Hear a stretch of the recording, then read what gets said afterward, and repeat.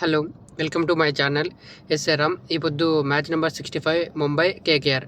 వీళ్ళిద్దరి మధ్యన ఈ పొద్దు బ్యాటింగ్ అయితే సరిగ్గా లేదు ముంబైది. అలాగే బౌలింగ్ అయితే చాలా బాగా వేశారు కేకేఆర్ వాళ్ళు. బ్యాటింగ్ కూడా ఈ మ్యాచ్ లాస్ట్ ఓవర్ దాకా వచ్చింది.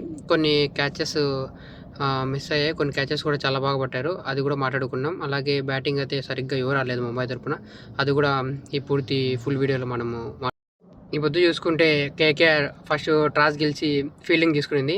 అలాగే నిన్న మనం మాట్లాడుకునేట్టు ఈ పొద్దు మతీష పత్రానా లేడు, తన ప్లేస్లో రోమర్ బావల్ వచ్చాడు లోపలికి. అలాగే హార్దిక్ పాండ్యా కూడా ఈ పొద్దు కెప్టెన్ వచ్చాడు. అలాగే సూర్యకుమార్ యాదవ్ కూడా వచ్చాడు ముంబైలో కూడా. అలాగే కేకేఆర్ టాస్ గెలిచిన ఫస్ట్ ఫీల్డింగ్ తీసుకునింది. ముంబై ఇండియన్స్ బ్యాటింగ్కు స్టార్ట్ చేసినా కానీ ఈ పొద్దు అయితే అస్సలు సరిగ్గానే అనిపించలేదు. అసలు నాకు ఈ పొద్దు మ్యాచ్ అయితే అసలు చూడబుద్ధి కూడా కాలేదు. చాలా బోరింగ్ అనిపించింది. ఈ సీజన్లో ఈ మ్యాచ్ అయితే చాలా బోర్ అనిపించింది. అందులో ఇద్దరు, ఒక టీం ఎలిమినేట్ అయిపోయిన టీం, ఇంకొక టీం ఎలిమినేట్కి దగ్గరకునే టీం. ఏదో హై స్కోర్ ఎక్స్పెక్ట్ చేశాం కానీ చాలా అసలు చూసేదానికి ఇంట్రెస్ట్ కూడా రాలేదు. చాలా బోరింగ్గా నలిచింది ఈ మ్యాచ్ అయితే ఈ మ్యాచ్. అలాగే Mumbai Indians first opening batting open చేసినా కానీ జస్ట్ పవర్ ప్లేలో 46 రన్స్ మాత్రమే కొట్టింది. 4 వికెట్లు కూడిపోయింది. రోహిత్ శర్మ అయితే అసలు పొద్దు టచ్లో అనిపించిన 2 సిక్స్లు కొట్టాడు, కానీ తను తొందరగా అవుట్ అయిపోయాడు. జస్ట్ 13 బాల్స్లో 15 రన్స్ కొట్టాడు అంతే. 2 సిక్స్లు ఉన్నాయి దాంట్లో కూడా. తర్వాత ఇంకొక ఓపెనర్ రికల్టన్, తను కూడా అయితే పెద్దగా ఏమీ పర్ఫార్మెన్స్ అనిపించలేదు. తను కూడా అవుట్ అయిపోయాడు. జస్ట్ 7 బాల్స్లో 7 రన్స్ కొట్టాడు అంతే. అలాగే ఇంకా మిగతా నమర్దీప్ చూసుకుంటే తను డక్అవుట్ అయిపోయాడు ఈ మ్యాచ్లో, ఒక్క రన్ కూడా కొట్టలేదు. అలాగే సూర్యకుమార్ యాదవ్ కొంచెం టచ్లో అనిపించినా, కొంచెం ఫాస్ట్గా ఆడుతున్నా టచ్లో వచ్చాడు, ఆడతాడి పొద్దు అనిపించిన 6 బాల్స్లో 15 రన్స్ కొట్టాడు. 2 సిక్స్లో ఒక 4 ఉంది. స్ట్రైక్ రేట్ అయితే 250+ ఆడాడు. కానీ తను ఎలా అంత స్పీడ్గా అయితే ఆడాడు అంతే స్పీడ్గా తను కూడా రిటర్న్ వెళ్ళిపోయాడు. తర్వాత తిలక్ వర్మ, హార్దిక్ పాండ్యా వీళ్ళిద్దరు కలిసి ఒక పార్ట్నర్షిప్ అనేది క్రియేట్ చేశారు. కానీ చాలా స్లోగా, మరీ టెస్ట్ బ్యాటింగ్ చూసినట్టు అనిపించింది నాకైతే. ఫీల్డ్ కూడా రహానే అయితే హెల్మెట్ పెట్టుకుని ముందు పక్క ఫీల్డ్ సెట్ చేశారు. అంతా మరీ చాలా అసలు అనిపించింది, అంత చాలా ఇబ్బంది అనిపించింది. అసలు చూసేదానికి కూడా ఇంట్రెస్ట్ అనిపించలేదు. అలాగే తిలక్ వర్మ అయితే మరీ చాలా ఆడాడు. తను అయితే 32 బాల్స్ తీసుకొని జస్ట్ 20 రన్స్ మాత్రమే చేశాడు. అందులో ఒక 6 ఉంది. ఎన్ని బాల్స్ దాటి పెట్టాడంటే నారాయణకి ఒక 6 కొట్టాడు, తర్వాత 5 బాల్స్ డాట్ బాల్స్. అసలు స్ట్రైక్ కూడా రొటేట్ చేయడం లేదు. చాలా సరిగ్గానే ఆడలేదు ఇప్పుడు తిలక్ వర్మ. అసలు బ్యాటింగ్ అసలు ఏమనిపించలేదు తనకు. అలాగే హార్దిక్ పాండ్యా, తను కూడా పర్లేదు, మరి అంత ఏం లేదు. తను కూడా బాల్ టు బాల్ 26 బాల్స్లో 27 రన్స్ ఏమో కొట్టాడు. ఒక 2 4 ఏమో ఉన్నాయి, ఒక 6 ఏమో ఉంది. స్ట్రైక్ రేట్ కూడా తను కూడా 140 కంటే ఎక్కువ లేదు, 110 ఎంతనో అంతే. తను కూడా పెద్ద స్ట్రైక్ రేట్ అయితే లేదు ఈ మ్యాచ్లో. తర్వాత దీపక్ చాహర్, తను కూడా ఒక 10 రన్స్ ఏమో కొట్టాడు. తర్వాత విల్ జాక్స్, తను టచ్లో అనిపించాడు కానీ తను ఉంటే కొడతాడేమో, ఇంకా కొంచెం రన్స్ వస్తాయేమో అనిపించింది. కానీ తను కూడా ఏం ఆడలేదు, రన్అట్ అయిపోయాడు. అన్పాసిబుల్, దానికి మనం ఏం చేయలేము. కార్బన్ బౌస్, తను మాత్రము తను నిలబడి తను ఆడడం వల్ల 30 రన్స్ కొట్టాడు. తను 32 రన్స్ కొట్టాడు 18 బాల్స్లో. తను 2 సిక్స్లు 3 4లు కొట్టాడు. స్ట్రైక్ రేట్ 180+ ఉంది. తను ఆడిన ఒక ఇన్నింగ్స్ వల్ల ఇప్పటికి ముంబై ఇండియన్స్ ఒక రెస్పెక్టబుల్ టోటల్ అయినా పెట్టగలరు. 148 రన్స్ పెట్టగలరు. లేకపోతే అది కూడా వచ్చేది కాదు. తను ఆడడం వల్ల ఆ ఇన్నింగ్స్ ఆ స్కోర్ అయినా వచ్చింది, వాళ్ళకి ఒక రెస్పెక్టబుల్ స్కోర్ వచ్చింది. అలాగే ఇప్పుడు బౌలింగ్లో చూసుకుంటే ఎక్సలెంట్గా బౌలింగ్ చేశారు. నారాయణ అయితే చెప్పనవసరమే లేదు, తను అసలు ఏంటన్నా బౌలింగ్గా 4 ఓవర్స్లో జస్ట్ 13 రన్స్ మాత్రమే ఇచ్చాడు. అంటే తను ఎంత బాగా బౌలింగ్ చేశాడు. అందులో ఒక వికెట్ ఉంది. హార్దిక్ పాండ్యాని క్లీన్ బౌల్ చేశాడు. ఎంత ఉంది, దగ్గర 18 బాల్స్ 17 బాల్స్ దాటి పెట్టాడు తను. అందులో ఆ 13 రన్స్లో ఒక 6 ఉంది. తిలక్ వర్మ ఒక 6 కొట్టాడు. 17 బాల్స్ 18 బాల్స్ దాటి పెట్టాడు తను. అంటే అప్పటికి ఎంత బాగా ఎకనామీ, తను జస్ట్ 3-4 ఉంది ఎకనామీ. చాలా బాగా చేశాడు నారాయణ ఫామ్లోకి వచ్చిన నుంచి వీళ్ళకు చాలా ఈజీగా అయింది మ్యాచ్. ఇప్పుడు ఆడిన 7 మ్యాచెస్లో 6 మ్యాచెస్ గెలిచారు. దాంట్లో నారాయణ కాన్ఫిడెన్స్ చాలా బాగుంది. తనైతే 200 మ్యాచెస్ ఒకే టీంకు ఆడాడు తను. అదైతే చాలా అన్బిలబుల్ అనుకోండి, చాలా గ్రేట్ అది. అలాగే వరుణ్ చక్రవర్తి కూడా ఇప్పుడు బౌలింగ్ చాలా బాగా వేశాడు. 4 ఓవర్స్లో 28 రన్స్ ఇచ్చాడు. తను కూడా బౌలింగ్ బాగా వేశాడు. అలాగే మిగతా గ్రీన్ కూడా ఫస్ట్లో వేసినప్పుడు 2 వికెట్స్ వచ్చాయి గ్రీన్ కూడా చాలా బాగా బౌలింగ్ వేశాడు. జస్ట్ 3 ఓవర్స్కి 23 రన్స్ ఇచ్చి 2 వికెట్స్ వేశాడు. తర్వాత దుబే తను కూడా బాగా వేసినాడు. తనైతే ఎక్సలెంట్గా వేశాడు. వరల్డ్ కప్ విన్నర్స్ ఇద్దరిని, రోహిత్ శర్మ అలాగే సూర్యకుమార్ యాదవ్, వాళ్ళిద్దరిని తను అవుట్ చేశాడు. జస్ట్ 4 ఓవర్స్లో 34 రన్స్ ఇచ్చి 2 వికెట్స్ వచ్చాయి.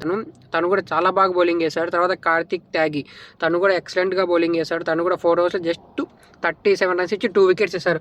బౌలింగ్ పరంగా అయితే అందరు ఎక్సలెంట్గా బౌలింగ్ వేశారు. అనుకుల్ రాయ్ ఓవర్ వేసి జస్ట్ 6 రన్స్ ఇచ్చాడు. బౌలింగ్ పరంగా అయితే ముంబైని కట్టడి చేశారు. బ్యాటింగ్లో అంత స్కోర్ ఇవ్వకుండా చాలా బాగా కట్టేశారు. పిచ్ కూడా 2 పేస్ పిచ్చెస్ ఉంది. ఒకసారి బౌన్స్ అవుతుంది, ఒకసారి లో అయిపోతుంది. పిచ్ కూడా అంత ఈజీగా అయితే లేదు. కానీ ముంబై ఇండియన్స్ ఏ ఒక్క బ్యాట్స్మెన్ కూడా నిలబడి సరిగ్గా ఆడలేదు. Carbon boards 30 runs highest run getter వచ్చారంటే మనం అర్థం చేసుకోవాలా. బ్యాటింగ్ అయితే టోటల్లీ ఫెయిల్డ్ అయిపోయింది. ఇప్పుడు వీళ్ళు కేకేఆర్ బౌలింగ్ అయితే ఎక్సలెంట్గా బౌలింగ్ వేశారు.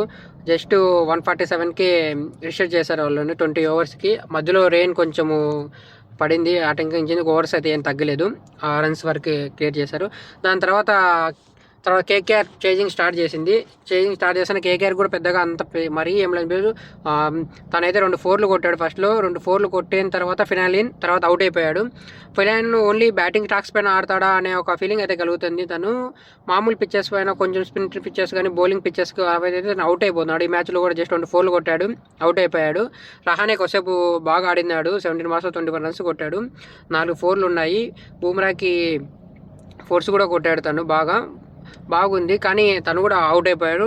జస్ట్ పవర్ ప్లే అయిపోయేటప్పటికి 51 రన్స్ వచ్చాయి, 2 వికెట్స్ పడ్డాయి. 2 వికెట్లు అయితే కోల్పోయారు. తర్వాత ఇప్పుడు గ్రీన్ కూడా అంతగా అయితే పెద్దగా ఏం పర్ఫార్మెన్స్ చేయలేదు. గ్రీన్ కూడా జస్ట్ నార్మల్గా పర్ఫార్మెన్స్ చేయలేదు.